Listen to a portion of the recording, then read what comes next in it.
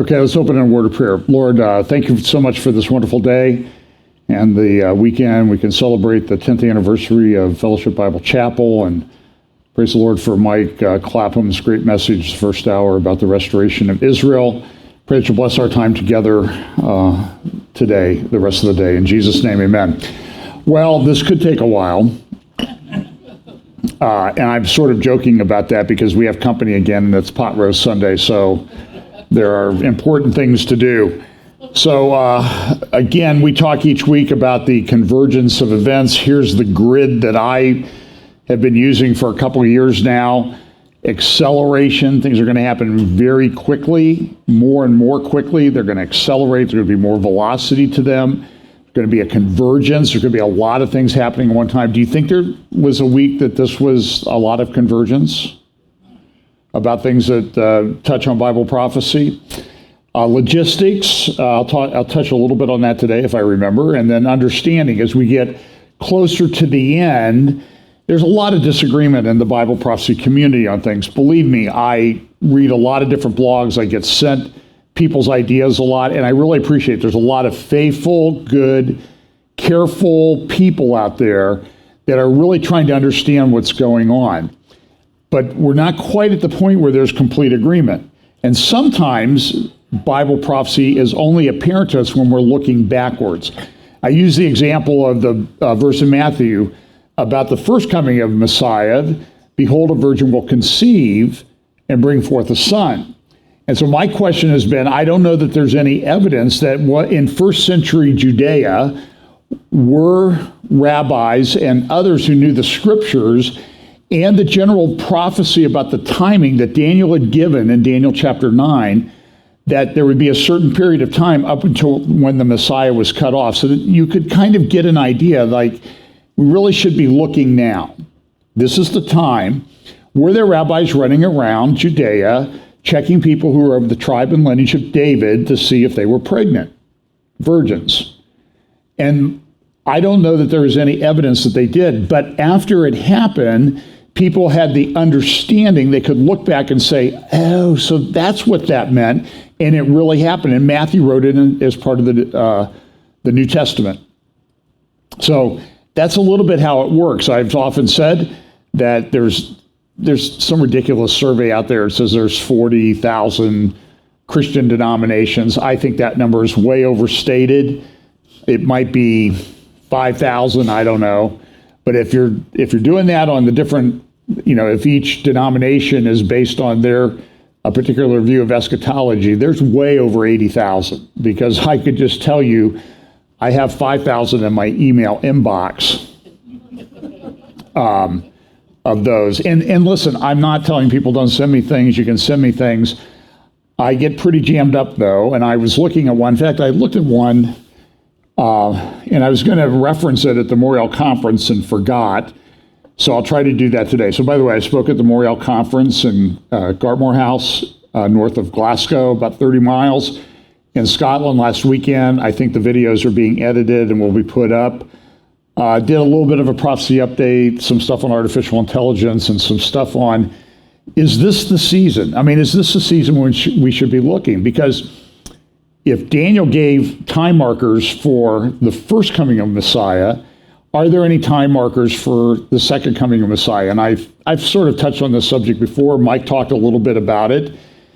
But what I said at the conference last weekend, great people, had a great time. Yes, I did play some golf when I was in Scotland. And I will say, for the first time, I have artificial knees and hips and have had trouble with, knees. And so I've not walked 18 holes on a golf course for 25 years, I would guess. And I decided to get the full Scottish experience. That's beyond baked beans and bangers and haggis at breakfast. I'm not sure. I saw the guys at the hotel on Carnoustie. They're getting ready to go out and golf, and they're like, yeah, you can just forget the haggis on my breakfast plate, okay? And she asked me if I wanted, and I said, well, I've heard really mixed reviews on this stuff, so I don't think I want to start at breakfast deciding whether I like it or not. So I did walk. I walked 5 rounds. Those rounds would probably be between 5 miles and 7 miles, dragging or pushing a golf cart. And believe me, the first round, I played up at Dornoch, up in the north. The hardest thing to get used to in Scotland was you wake up at 3:45 a.m. in the morning, particularly when I was staying up there near Dornoch for the one evening. And you wake up at 3:45 and it's light in the morning. You could go out and play golf at 3:45 a.m. And one course, I didn't get a chance to go up and play at Wick, which is the second farthest north.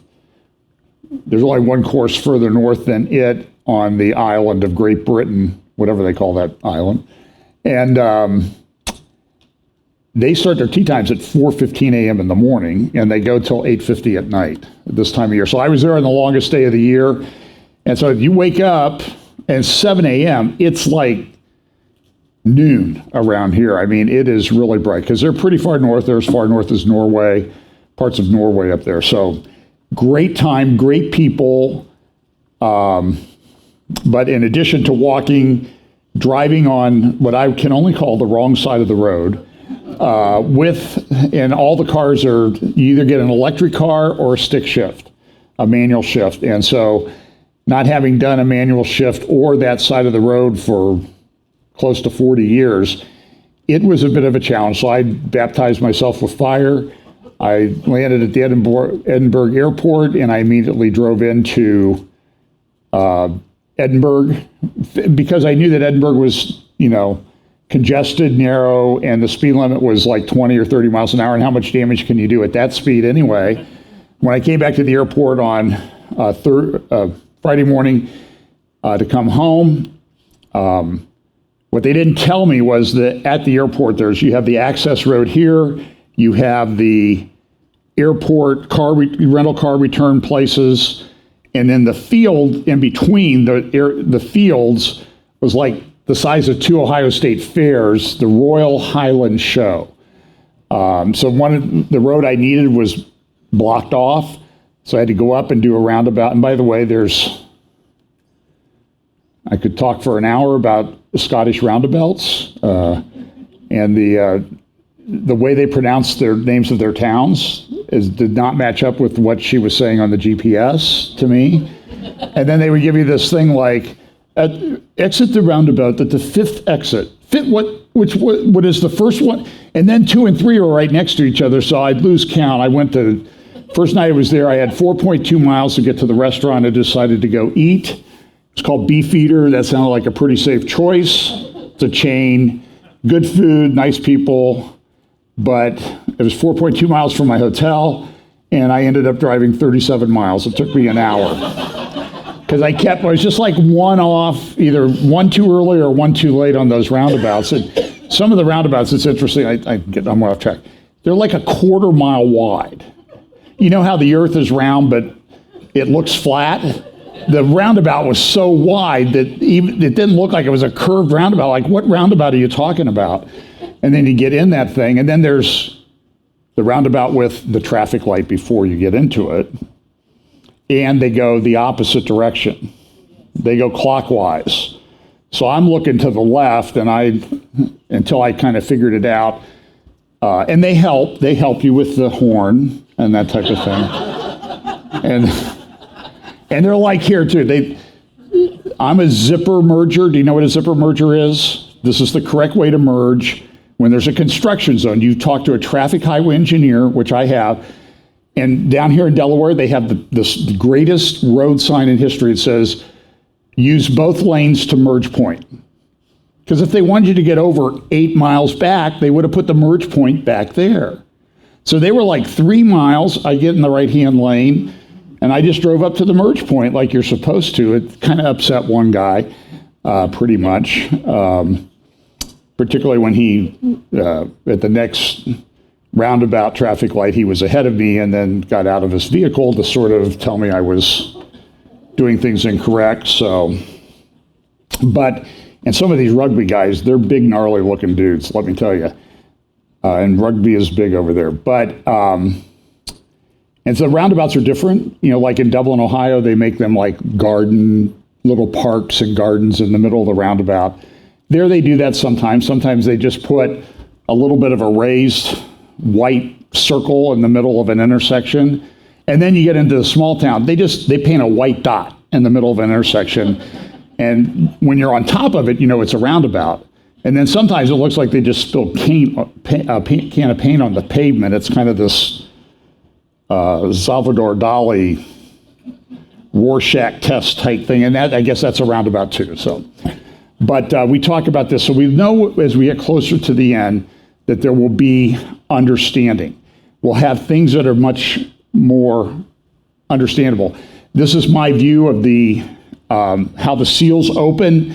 You see the seals open and they increase and they go out. And the real effect of the seals is they sort of reach their apex around the time of the return of the Lord. So, for example, you will hear some Bible prophecy teachers say, well, in the first 4 seals, half the world's population dies, or the first 5 or 6 seals. And I don't agree with that. First of all, the 4th seal, it says he's given power over the quarter of the earth to execute, okay? Doesn't say he does execute them. I think that's a misinterpretation. I disagree very strongly with those who say a quarter do. And then they say in the first half of this last week, half the world's population will die. And I just don't think that's what happens. There are a lot of people that die during this last period of history, but you can't have half the people die in the first half, and then Jesus comes along and says, after the abomination of desolation, there will be a time unlike any other time in human history. So if half have died in the first half, how can you have a worse time in the second half? You follow me? And then people say, well, they die a worse death. Okay, to me, dead is dead. And you can argue about roundabouts, but there are certain things you shouldn't argue about. But that's my view. So by the way, I'll be doing Stand Up for the Truth with David Fiorazzo and Mary Danielson, Q90fm.com on Tuesday at 10 a.m. Eastern. I think I'm also recording an interview. I'm not sure when it'll play with Tom Hughes this week. And then I'll be doing a conference July 21st and 22nd in San Marcos, California, near San Diego, with Tom Hughes and Brandon Holthouse, Scott Townsend. I'm going to forget some other people, but we'll be doing that. And I'll also be doing one in Round Wall, Texas at the end of August. So pray for safe travels. Did pretty good. I left my bag of my shaving kit at, I don't know where, it was either at Edinburgh Security or JFK Security, and I needed a new one anyway. So it was very chaotic there. So a lot of things happened this week. So what I'm going to try to do is I'm going to try to cover the Russia thing, because I think that's very important, and that plays into Bible prophecy. We know that there is a belief, and I kind of tend to believe this too, that Russia is part of this Ezekiel 38, 39 thing. The question is, when does it happen? Is it, early on? Is it in the middle? Is it near the end? I tend to think it's near the end of this last period of human history that I think is improperly called the tribulation period. There is a period of great tribulation, and I think that's fine. You can call it that. But I think we need to be very careful on our terms. But I think in this, so Ezekiel 38, 39, and there's controversy about Russia, I think. Some people think it is Gog Magog. You can make the case, you can look at a thing like the, I would call it sort of semi-contemporaneous, or in the sense that it came not too long after Ezekiel wrote, Ezekiel 38 and 39, the book of Jubilees. You can actually find that online. And I think it's chapter 10, 11, 12, talks about some of the areas of Ukraine and identifies Magog. There are, for example, the Great Wall of China was known for a time as the ramparts of Magog. So that kind of gives you the idea of where people thought this Magog was, and they may not have had Ezekiel to look at to try to fit it into today's geopolitical context. And understand, too, that these scriptures are written with the names and people groups that happened at the time.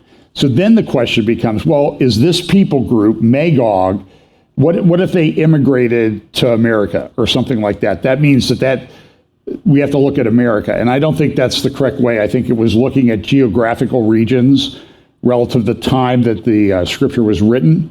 So you can even look, like I said, in the book of Jubilees, and you can actually find the river, the Dnipro River. I can't remember how it's referred to, but in Ukraine, that's been in the news a lot with the dam that appears to have been blown up in a very technical way. The New York Times actually did a very good article on that this week, and I know people hate it when I cite the New York Times, but sometimes they actually do pretty good stuff, and they did a pretty good analysis, and of course I don't have anything to show you about that. And that sort of leads me to believe that it was Russia, but then people make the argument it was Ukraine, and then everybody gets into a big argument, and they unfriend you on Facebook and that type of thing because you don't agree with them. So time will tell who it was, but I'm going to talk about Russia. I'm going to talk a little bit about some of the things going on culturally. If I have time, I'll do a little bit on AI, but I don't know if I'll have time to do that today because it's, as I said, it's Pot Roast Sunday. So there are things that are more important than the end of the world. And so let's talk about Russia. So what happened was that Prigozhin, the head of the Wagner group, came out this week. This is from the Financial Times, Friday. And it's interesting. This thing blew through here like a, Midwest thunderstorm blowing through town. Or like the day I was playing golf, I felt a raindrop. All of a sudden, the wind pumped up to about 45 miles an hour. And all of a sudden, it's just this wind, the rain's going sideways. I'm soaked. I don't even have time to get in my golf bag to get a shirt out or anything to put on. And then it's gone in 10 minutes. And that's sort of a picture of how this thing went with what appeared to be a coup in Russia. So Prigozhin came out, the head of Wagner, sometimes called Putin's chef, because he had a catering company. And I know, how does a catering company end up with a private army of 50,000 people and involved in many countries? But he came out and he said, listen, Putin was tricked into going into Ukraine, and this was done by Sergei Shoigu, who's the Minister of Defense, a general in the Russian army. And he did this because he wanted to get a conflict going that would allow him to be promoted to the rarely used title of marshal in the Russian army. Now, I will tell you, and I know people will disagree with me, Russia, we can talk about Ukrainian corruption a lot, that certainly exists, but Russia's pretty corrupt too. Putin has been supposedly a public servant for over 25 years, and one of his homes is $1 billion home on the Black Sea. So you tell me how he does that on a public servant's salary and explain that's just normal. It's not. It's corruption. And so there's a pretty good belief that at least a third or two-thirds of the Russian defense budget goes to pad people's payrolls and bank accounts all over the world in like Malta and other banking havens around the world. And Shoigu would be one of the guys that's on top of this. And so he skims off the top. It's not too dissimilar from the way things run in Iran. What they've done in Iran for many years is, for example, the Ayatollah Khamenei probably controls a fortune of $50 to $100 billion, which would make him, if he had it in his pocket, one of the richest people in the world. And what they do then is they parcel off businesses and that type of thing to the Iranian Revolutionary Guard and this group and that group, and they fund themselves through the businesses that they run. Very similar to how it happens in Russia. It's a totally corrupt system, but like America's, like, we're so perfect, right, on government corruption. It's pretty shocking what goes on in this country anymore, and that's for a whole nother update. By the way, any of the subjects I talk about today, I could do an update on for a couple, 3 hours and not cover the subject. So as I said, I'm sort of joking when I say this could take a while, but because it's Pot Roast Sunday, okay. So you're going to get a lot of different views as to what happened. So here's a picture of this Sergei Shoigu, who is the head of the Ministry of Defense in Russia. So here's for today, the Sunday Times in London said Putin was humiliated by the mutiny. I just will tell you up front that whatever, I heard people making instant analysis. I don't think a lot of them got it right. Some of them, I was very skeptical because I know how these things go, and it could be a psyop. I'm not sure it was a psyop. I think Prigozhin was very upset about what's going on. We'll talk about that in just a moment. But I don't think Putin was humiliated. In short, I think that Putin has emerged from this stronger. There's been a lot of stuff said about Putin over the last many months, and I'll show you a video in just a moment, that I think kind of puts to the lie the fact that he's been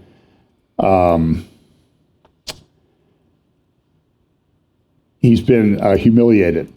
To tell you a little bit about the Wagner Group, this is these are a couple of their logos.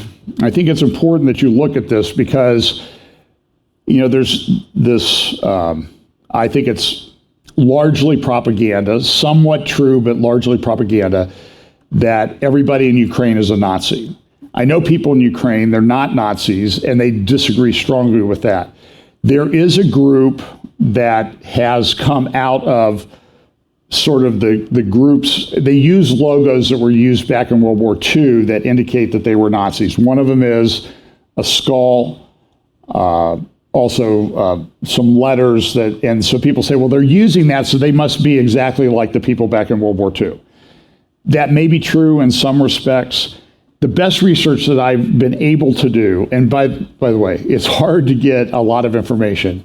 My personal conclusion is that the neo-Nazis or whatever that are in Ukraine probably number under 1,000.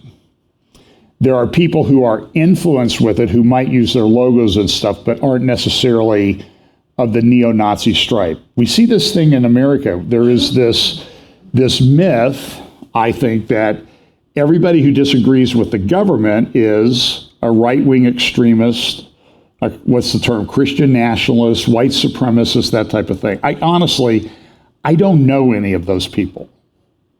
I mean, I know people who want America to be a great country, but it's the people on the left that always lie about things and make up propaganda. So this, for example, these are logos that are worn on the uniforms of the Wagner Group that's run by this guy named Prigozhin, also known as Putin's chef. So there's a very good article. This is from the Wall Street Journal yesterday, talking about Ukraine war backfires on Putin, leading to Wagner uprising. Of course, this was published yesterday, and by the end of the day, it appeared to be over. Now, I don't think it's over, but I think Putin has succeeded in overcoming whatever was happening. And there's a lot of, like Putin fled, he got on a plane, he went to a bunker, he left Moscow in humiliation. I just don't see him in humiliation. So here's a little bit from the Wall Street Journal. This is like a 3-minute summary of what happened over the past couple of days. For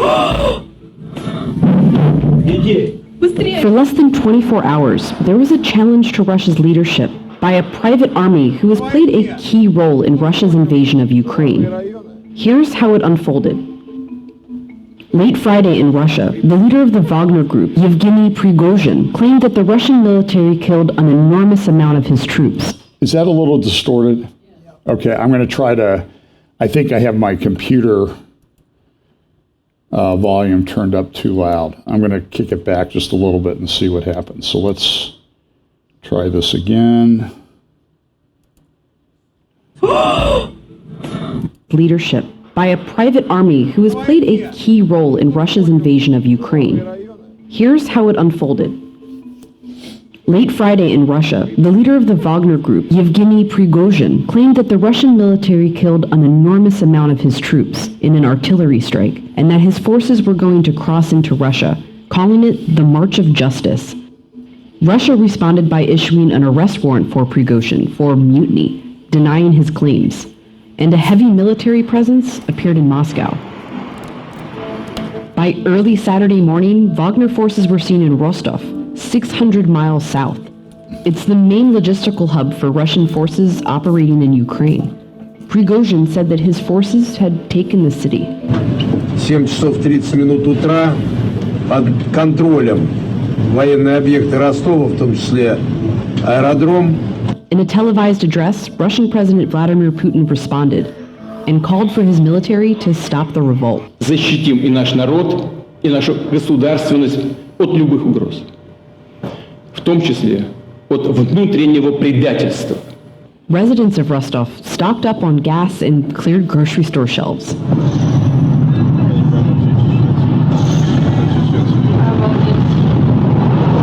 Meanwhile, Wagner vehicles were on the move.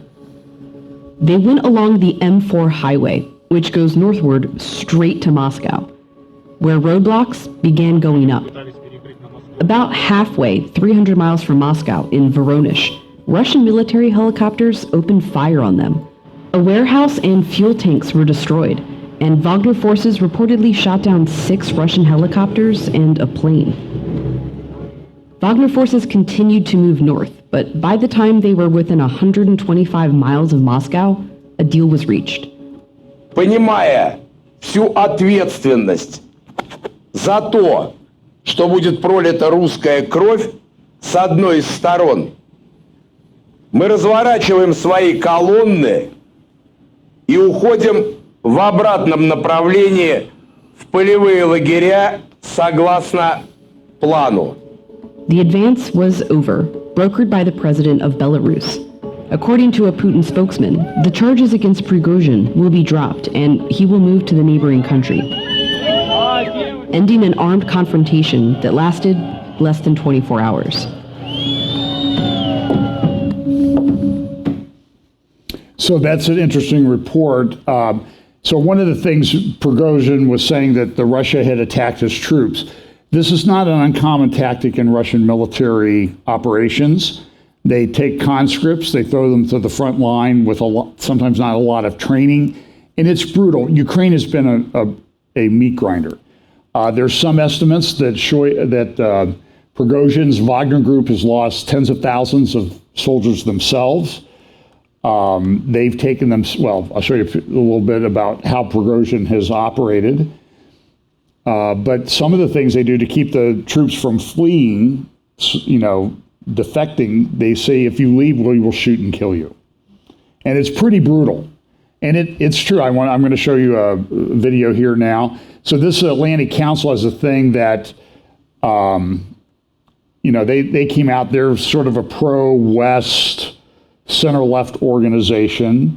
They wrote a great article last year, though, that I think sort of shows some of the trouble we're in the world, that Ukraine might have enough rich, fertile soil that if properly managed, it says Ukraine could feed the world. And I think that might actually be fairly accurate. But Ukraine's not going to be producing anything this year. And even though it's very important to world agricultural markets, and you need to prepare for this, there's lack of moisture here in the Midwest, corn growing regions. Kansas is having problems with wheat. Ukraine, there's an agreement that they can get their grain out of Ukraine. But Russia's upset with the way that that's going, so they're not going to renew the agreement when it expires in a few weeks, which will take Ukrainian grain off of the market. Russia's upset. It wants it to go. Ukraine's sending it to where people will pay more money for it and get Ukraine more money. It's understandable. But Russia, to build up its political capital, and they wanted to go to poor countries in Africa. Why? Because in Africa, there's a lot of mining of diamonds and rare earth minerals that Russia wants to get their hands on because that's the way they can make money. And Russia is a country that really is resource rich. The statement is that Russia is a gas station with a country attached to it. There's a lot of actors. They have the largest natural gas reserves in the world, way beyond even like Saudi Arabia. But so Atlantic Council's like, oh, this is great. So here, this is part of a documentary on the Wagner Group. The first clip I'm going to play is about 6 minutes long, because I think it's important that you see and listen to this. You'll see the translation on the screen of what Prigozhin is saying about how they operate. This was produced by the Wall Street Journal. I don't know if it's. I have a subscription to that, so I don't know if it's behind a paywall or not. But here's this about 6 minutes on the formation of the Wagner Group.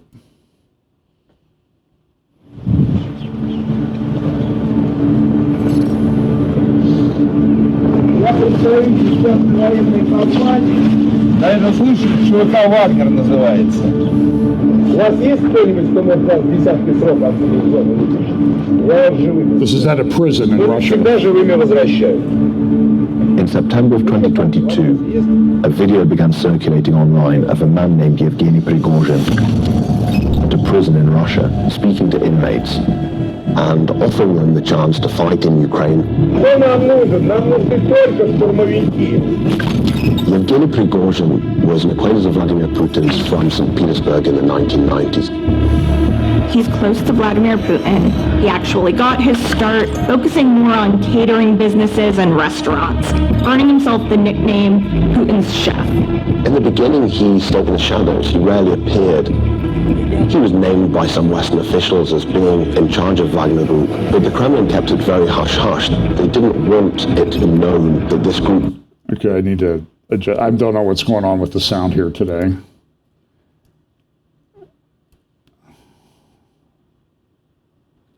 Okay, let's try this again.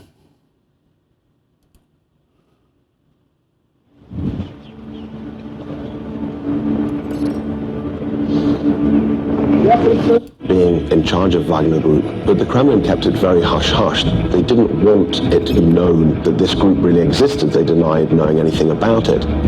Wagner is nothing like what Americans might understand as a private military company.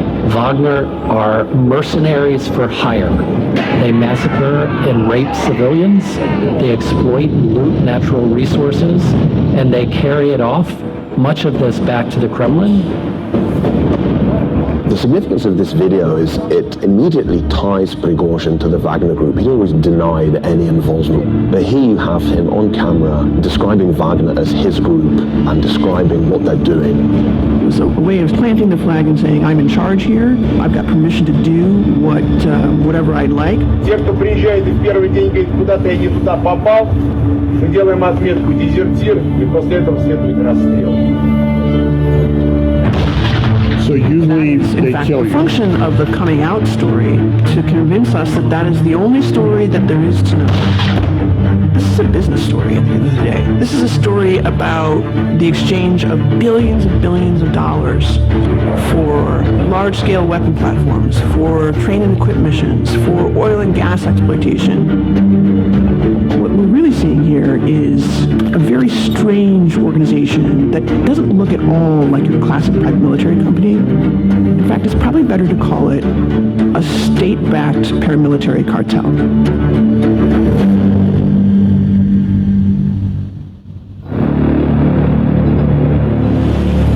Вы русский солдат? Are you a Russian soldier? Вы русский солдат? The shadowy pro-Russian forces here violently took over government facilities. The Russian mercenaries were from the Wagner Group, the Wagner Group. The Wagner Group, a shadowy security firm linked to Yevgeny Prigozhin. The tentacles of Wagner spread across Africa, Syria, and Ukraine. They relish in their brutality. Nothing could be more appropriate than designating it as a foreign terrorist organization. Could someone like Prigozhin ever actually threaten Vladimir Putin's hold on power? It is absolutely unclear how this will end. So this is the title of the Wall Street Journal documentary, Shadow Men, Russia's Secret Force. Это жетон мой. This is a former My name member is of Marat Wagner. Gabidulin. I am former Wagner fighters. Группа Вагнера первоначально была создана как инструмент нетрадиционной войны для того, чтобы соблюдать условия правдоподобного отрицания. Затем посредством нескольких перерождений, трансформаций. In the 10 years since its founding, the Wagner Group has evolved from a small guns-for-hire operation into a sprawling network of businesses that has been active on 4 continents. This is setting up a broader network of infrastructure where Wagner could potentially surge presence in response to a given opportunity or threat. And also, it creates the opportunity to sort of lily pad their influence from one country to another. Wagner currently has approximately 50,000 personnel deployed to Ukraine, including 10,000 contractors and 40,000 convicts.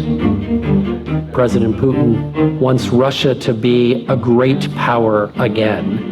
He wants it to have control throughout not only Europe and Asia, but also in Africa and other parts of the world. He's been able to send in his mercenaries through Wagner to do the dirty work. The Wall Street Journal examined shipping records, government databases, sanctions documents, and corporate records to identify 64 companies linked to Wagner's founder, Yevgeny Prigozhin. We found more than half of those are being used by Wagner as a complex network of front companies to hide the flow of money and materials that ultimately connect to the Kremlin. Neither the Kremlin nor Prigozhin responded to requests for comment about our findings. The monies would flow back through the corporate form, and they could be used to pay salaries. They could be used to pay weaponry. They could be used to pay for everything that a military needs, but not coming through the Russian state. It's always going to be a game of whack-a-mole for the US and other governments, because the more companies that are sanctioned, the more companies will be created to evade sanctions. Всегда вот момента создания некоторого прообраза этого человека. Дальше по ходу развития только лишь бюджетные деньги. Every part of what the Wagner Group does is directed by the state, for the state, to the profit of the state. But from the beginning, the Wagner Group was carefully engineered to hide its connection to the Kremlin. Ukrainian and Western officials say that the way it was done was Yevgeny Prigozhin, through his catering company, Concord, was making money from defense industry contracts. So he was getting contracts to provide food and other services for the Russian army, which he was then able to reinvest into the Wagner Group. It is a classic money laundering technique. Concord Catering was what it sounds like. It was set up as a catering company that had sweetheart deals with the Kremlin. So the Kremlin would pay it, and it was the catering company.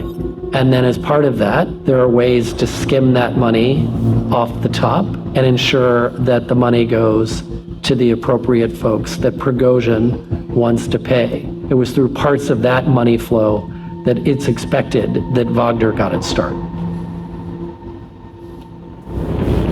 The origin story of the Wagner Group is basically a battlefield rumor. At the beginning of the war in Donbass and the annexation of Crimea in 2014, we saw a lot of guys without insignia, the little green men running around. And they were often talked about as not being there. The Kremlin has always believed that Ukraine should be part of Russia and that naturally Ukrainians should support Russia. So it tried to foment a revolution, some kind of uprising in eastern Ukraine. Russia used small mercenary groups to support pro-Russian separatists in their fight against Ukrainian forces. Now, one of these groups was Wagner, because they offered plausible deniability for the Russians. They could say that these were locals that had simply decided to rise up against the rulers in Kiev. There are no Russian units in the east of Ukraine, no special services, no instructors. Those are all local residents. I just graduated university. I visited this territory at the middle of summer 2014. I participated as activism to provide humanitarian aid to this region. I witnessed a lot of evidence when people could not explain some kind of military crimes and attacks against the local population. They had a lot of misunderstanding who was responsible for these attacks. As the war in Donbass developed, a former Russian Special Forces officer began to make a name for himself. Dmitry Utkin was one of the original commanders in Wagner. And in fact, his call sign was Wagner, and that's what gave the unit its name. Now, he was known as Wagner because of his neo-Nazi sympathies. Russia's attempt to foment an uprising in Donbass ultimately faced stiff resistance from the Ukrainian army. And according to the Ukrainian intelligence service, the Kremlin used Utkin and his Wagner unit to target pro-Russian separatists who opposed negotiating a ceasefire with Ukraine. There were a lot of local activists who became leader of local militia at these days. So that was back in 2014. Now, fast forward to the Ukraine war, and in May, about 6 weeks ago, Prigozhin kind of came out. This is a MSNBC or an NBC News report that he's upset. They're in Bakhmut. He was claiming, I'm not getting the ammunition that I need. He was very upset, but he's really got a beef with this Sergei Shoigu guy. And this is sort of a clip from the documentary about what he said at that time. Бесполезные, неоправданные. By May of 2023, the man who started out 10 years ago as Putin's chef was openly attacking Russia's Ministry of Defense and its top commander in Ukraine. Acts that would send most to prison. У нас нехватка боеприпасов 70%! Шойгу! Герасимов! Где боеприпасы? Посмотрите на них! Если он не предпринят каких-то решительных мер для того, чтобы обзавестись таким прочным статусом, не стать такой заметной политической фигурой, какой-то альянс не создать для себя, опору, его просто сметут, растопчут. We should expect the Wagner Group to continually change according to Russia's fortunes when it comes to arms, guns, gas, oil, and gold. I think it's likely that in the future you won't have any. So Putin came out and he gave, as we noted earlier, he gave this speech when Prigozhin had come out and said he was coming to Moscow. And he came and said, listen, we're not going to allow this. This is mutiny. This is treason. We're going to push back. We're going to come after you guys. Now, understand, so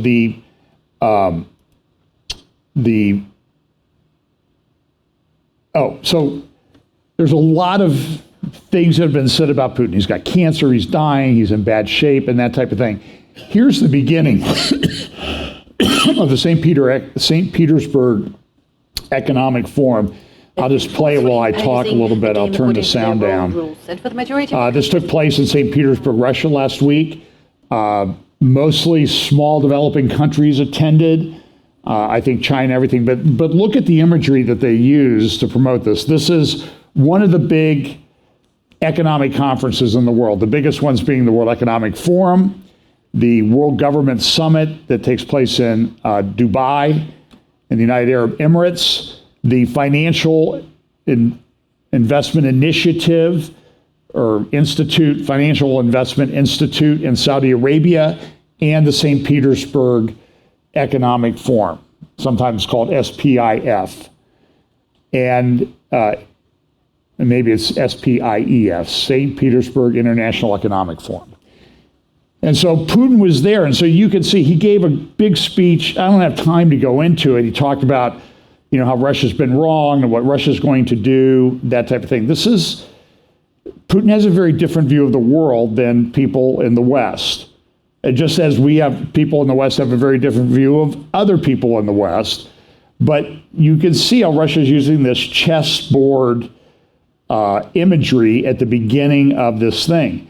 And so Putin, he does a speech at this thing, and you can see that, you gripe about me. So let's see when he gets up to speak. It's about 4 minutes into this thing, he continues to speak. Then he gets down on a panel. And so for a guy who's like on his last legs, here he is. This is an hour, 36 minutes into the program. And here he is 2 hours and 52 minutes into the program. So this stuff that, Putin is on his last legs, I think is just nonsense. And you watch this thing, it doesn't even look like he gets up and goes to the bathroom. So, I mean, he's got, I think he's about a year older than I am. So for a 70-year-old guy, he's got great control of his bodily functions. And so Russia and Ukraine both have this massive demographic problem. I've talked about this a lot. People think it's irrelevant. It's relevant in the sense that they're not going away anytime soon, but they're dying off. And they have a problem, particularly among military-aged males. So this is the Russian demographic profile. And so you can see in this area where you get in the age of 20 to 45 or 50, you can, well, that's Ukraine, I'm sorry. This is Russia. So in this area here where there'd be 28, they would be 20 to 50 years of age, Russia still has a fairly good people to draw from, but a lot of it's because of immigration, particularly Islamic immigration into Russia.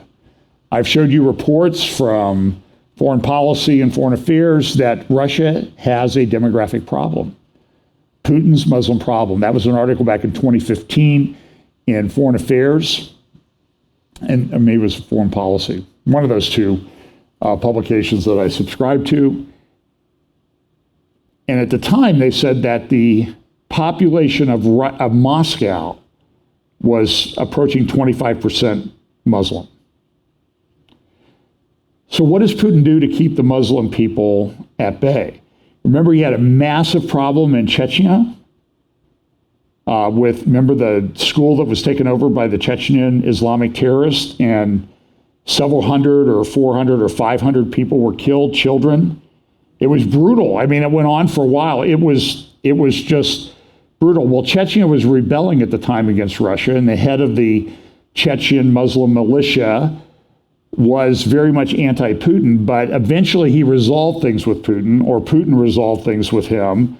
I'm not sure how it worked. I'm not sure what Putin would have done to get him on his side. And then the guy that was the warlord that headed that up died, and his son took over, a guy named Kadyrov. And Kadyrov still controls that. He's been sending troops to Ukraine from the beginning. He's pro-Russian. Now, Ukraine has a problem, too. This is Ukraine in 2023. And you can see how the people aren't there between 20 and 40. That's because a lot of them have died. This is what it looked like before the war. It was a little bit better. That was in 2022. Oh, I'm sorry, that's Russia again. It changed. So here's another graph. This is Ukraine in 2023. And on the right, it's kind of faint, but you see the graph there? It shows population from 1900 up to 2100. What happens to Ukrainian population? And we're see the big dip there on the downswing? That's now. They've lost a lot of people. But look at what's going to happen in Ukraine. Ukraine probably has the worst demographics in Europe. Ukraine is, I don't know how to say this in a nice way, Ukraine is probably over. But we keep pumping money and weapons and everything in there. There's like a whole nother agenda. And I've showed you the videos of Ukraine 2030 and that type of thing. This is Ukraine in 2022.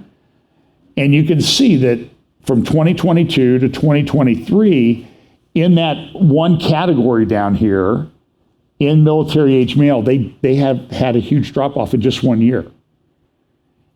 And so they're in a war of attrition. Russia's losing population, but they're not losing as much as Ukraine. That means that I don't see any way that Ukraine wins this. But there are a lot of people in our government that want to continue to push war. Lindsey Graham, Richard Blumenthal. And this thing, I don't know, it could go nuclear. Now we have China setting up bases and listening posts like the Russians did back in the early 60s under the Cuban Missile Crisis when John Kennedy was president. Now China's doing that. Russia's threatening to use tactical nuclear weapons. It's threatening that we will go nuclear. There's a very famous quote from Putin, I've played it here before, at the Valdiv dialogues, where he said, listen, if we feel we won't use nuclear weapons in the first instance, but if we feel that we have no choice, we will, and you will all die and go to hell, and we will die and go to paradise. That's how he views it, whether, you like it or not. So this is an editorial cartoon, Putin's lapdog, attack dog, that type of thing. So very interesting. So there's this article in the Wall Street Journal that, is this creating uncertainty in China? I don't know that it is. I mean, China views us as weak. There's a lot of talk that China wants to go after Taiwan by 2025, maybe sooner. This is what the article says. A short-lived mutiny in Russia is brought into relief. Now, this is the Wall Street Journal's opinion. Beijing's biggest fear surrounding the invasion of Ukraine, that it risks destabilizing its closest partner against the U.S.-led West. That fear remains. And look, who does Putin sidle up with? Chechen Islamic warlords, Iran, Syria. And then I see people, I saw all these videos. Oh, Putin's a great Christian guy and all this other. You're falling for it, okay? I'm not saying we're perfect. That's not what I'm saying. You can hate both sides in this or dislike both sides. But let's have some balance in here. And I see guys get on there and it's just like, this is the greatest thing ever. But listen, the counteroffensive that Ukraine has supposedly launched is not going well by most estimates, credible estimates. Russia has fortified lines of defense, and they may back off, and the Ukrainians go in and take over the area. And then the Russians, they have the coordinates, and they just pound it with artillery. That is Russian war doctrine. And it's a meat grinder. And how long Ukraine can sustain this is anybody's guess. And I think even somebody else came out and said this week that giving F-16s to Ukraine, old F-16s to Ukraine, they're not going to be operational till the fall anyway, and they're not going to make any difference. So the question is, when do leaders of the world try to be rational and bring it into this thing? And maybe they don't. The other thing, if you want to read in Daniel chapter 7 about the bear with 3 bones in its mouth, we use the imagery, have ever since I've been alive, of the Russian bear. Is this the bear part of Daniel chapter 7? It could be. And what are the 3 bones in its mouth? Well, let's just look at it in contemporary terms. Let's say it's Syria, which Russia already effectively controls through Iranian proxies.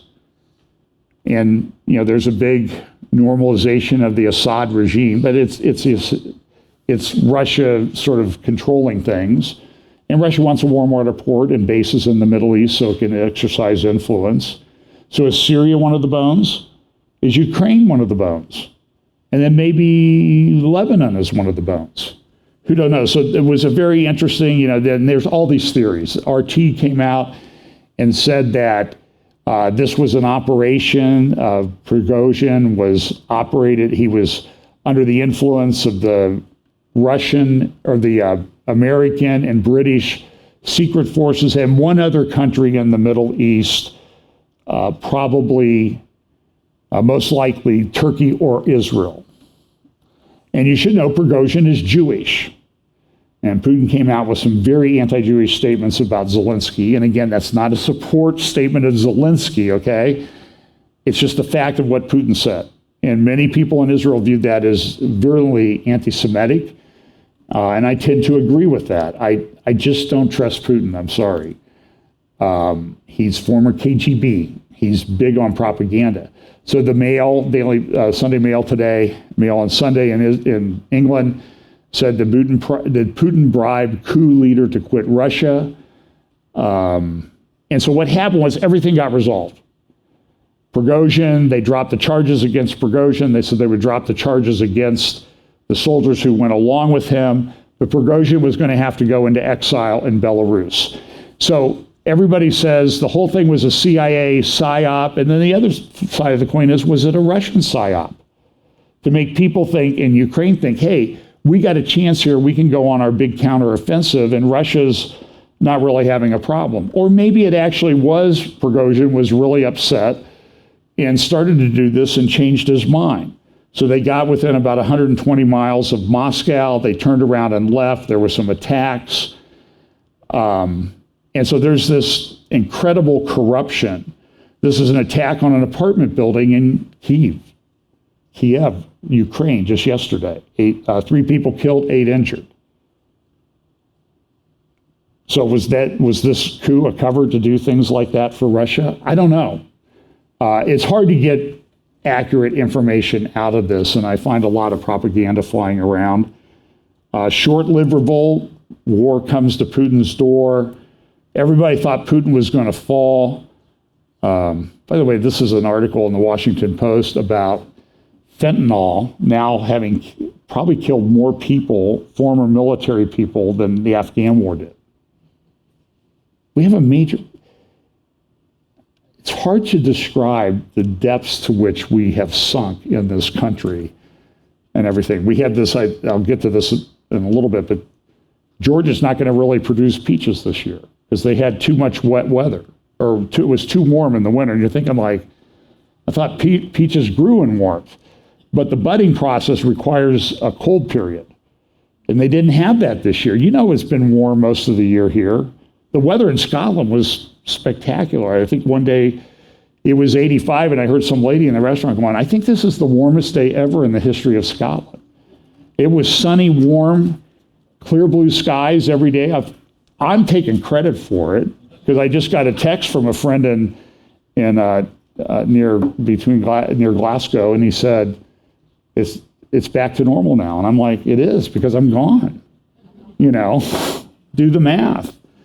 So Russia survived. These are articles from the New York Post. And it's one of the biggest propaganda things they're ever doing. And so Russia got support from people. People were happy, people were upset. But you see the article here in the lower left, Moscow allies hold firm. And who were the particular guys who came out and supported Russia in this? Now, think about the Ezekiel 38-39 alliance, and you have Erdogan, who just won re-election in Turkey. You have Iran, which came out full support of Russia. And then you have this guy Kadyrov, who's the Chechen warlord, Islamic Chechen warlord. And so these are the red countries here. These are where the Wagner group is active. And so when you see that and you look at the Ezekiel 38-39 thing and you think, well, you have Iran, you have Libya, Sudan, and these are where the Wagner group is important. And the question becomes so what's going to happen when the Wagner group isn't around anymore? Russia intervened in the Syrian civil war. And so they're in Syria. If you could turn that up just a little bit. It was the beginning of a new business model for the group. And in return, they get a share of the natural resources, the looting of the country. It was a pivotal role in a conflict that put one of Russia's most important allies at risk. Первая задача Сирии была это спасти вообще режим Башара Асада. So this is Russia going into Syria in 2015. В этих войне против сил, которые грозили этому режиму коллапсом. That meant Wagner and the Russian military fought against any combination of US-backed rebels, Kurdish forces, and ISIS. Wagner employed its fighters in Syria through a company called Evropolis. Evropolis was also the company the Syrian government hired to protect its oil fields. Мы подписывали контракт с ООО «Европолис». На тот момент действовала такая тарификация. За месяц пребывания в учебном центре. So essentially what the Wagner Group did was they came into Syria, they took over a bunch of oil fields, and then there was an area where America forces and American-backed forces controlled the oil fields in the northeast part of the country. And we still have several thousand troops there, I believe. I think President Trump was going to bring them home, but they're still there. And they get attacked occasionally, but there was a dust-up between Wagner and the U.S. I think she talks about it here. Make sure that there are no prying eyes in the deals. Oil was particularly lucrative for Wagner in Syria. Evropolis' contract with the Syrian government shows that for every oil field it captured, it got 25% of production. 25% of the natural resources, the energy resources that were able to be exploited. An incredible amount for a company far afield in Russia. By 2017, Wagner captured at least 4 of the country's largest oil and gas fields, which earned the group tens of millions of dollars per year from each field. Make sure that you secure the oil and gas, get it before the Americans get it, or get it before the Kurds get it, but get there. That was the objective. Al-Shair gas field in Homs is one of the largest in Syria. In 2017, Wagner worked with the Syrian military to defend it from ISIS. Many of the Syrian troops had been forced into service by the Assad regime. During a battle with ISIS, some of those Syrian fighters tried to escape. Wagner found one of them and decided to make an example of him. His name was Mohammed Ismail.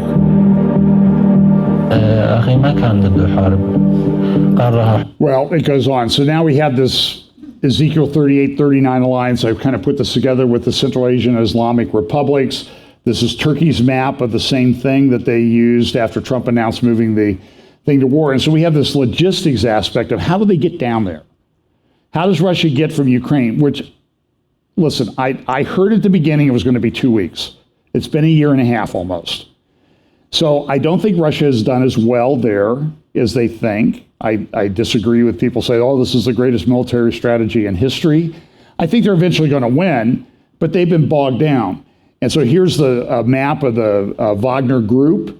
Kyiv was, this is where they're active. And you can see that a lot of this, and so the question is, what happens now? Because Wagner is really the most influential Russian asset in these particular areas, Sudan, Libya. And so what do they do? What's Russia going to do? How's Russia going to continue its influence? And so that brings up this logistics aspect of Ezekiel 38 and 39. Let me just cover a couple things real quickly. We're in the midst of this thing with the Sustainable Development Goals. I'll probably do a midweek this week once I figure out my schedule. Again, I'll be on Stand for the Truth. I'm sure we'll talk about this. The Sustainable Development Goals. There's an SDG Summit 2030. We've talked about this. Look at the colors that they use. I've talked about Prince Charles and his Terra Carta, playing off the Magna Carta, about how they're going to control the environment and everything. And this is this imagery from the Davos meeting in 2020 with Charles. And then this is from Charles' own website. And, so it's sort of a play on the crown of the Sustainable Development Goals, and it's an angel's halo. This is all, to me, very creepy. And he has a big part of his website dedicated to this. And I'm aware of the theory that he's some people think he's the Antichrist. Time will tell on any of this stuff. And look, this is from World Economic Forum, the Sustainable Development Goals. They're going to have these meetings, World Economic Forum in January at Davos, Cannes here this month, the UN General Assembly in September, and then COP28 in Dubai in November. And this is being pushed. I need about 5 minutes. I really have to get out of here because we have family coming over. So this is, but something I wanted to end with, and I have a whole bunch of Middle East stuff I'm not going to get to this morning. And so listen to Stand Up for the Truth and watch for my midweek. It might be early midweek. It might be late middle midweek. It might be late midweek. Midweek to me is like between now and next Sunday. That's how I identify midweek. So this came out. So this is a Times of London report. Teachers ignored us over our trans daughter and hid her hormone use. How did this happen? This is demonic and evil. This is a report that just came out from the United Nations. Freedom of religion or belief not incompatible with equality for LGBT persons. This is the UN expert report. You can download it at the UN website. Just look for freedom of religion or belief and freedom from violence and discrimination based on what? Sexual orientation and gender identity. So what do you see them melding together here? Religious freedom, but it has to be tempered with this non-discrimination. So what do you think they're going to do with this? And there was a summit this week where they're talking about disinformation. You say something against this, it's going to be considered disinformation. They are often marginalized, stigmatized, this is what the expert report says from the UN, and excluded from religious communities simply because of who they are. He said religion or belief systems are often deliberately placed in antagonistic positions against the human rights of LGBT persons in social and political discourse, feeding the contention that there is an inherent conflict between them. Well, guess what? There is. If you really believe what the Bible says. In some cases, religious narratives have been deliberately used to justify violence and discrimination, often in defiance of the doctrine of those faiths. We're not in favor of violence, but we're also in favor of truth and morality and that type of thing. And this is a big deal. The Biden administration, they didn't appeal an order on transgender surgery mandate. It's kind of unusual. Now, this is a clip that I downloaded on Twitter from the New York City Pride Parade. I'm going to close with this. I want you to put this in the context of Jesus' warnings that we would be in the days of Lot. It would be like in the days of Lot as to where we are on this timeline. This is 20 seconds. Listen carefully. New York Pride Parade.